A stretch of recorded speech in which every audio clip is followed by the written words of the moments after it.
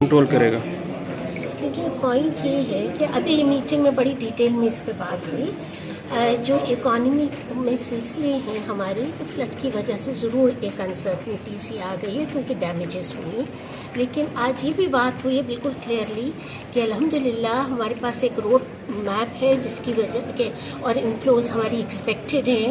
کچھ world bank اور Asian development bank سے ری پرپس ہو کے فوری پیسے انشاءاللہ آ رہے ہیں ہمارے پاس.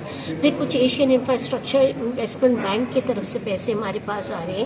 پھر جو ہماری انویسٹمنٹس ہماری کچھ کمپنیز میں ہمارے برادر ممالک کرنا چاہ رہے ہیں وہ بھی بات آگے بڑھ رہی ہے. اور پھر ہماری کچھ ڈپازٹس تھے اس کی سعودی عربیہ نے رول اوور بھی کر دیا ہے کوئی $3 بلین وغیرہ کے.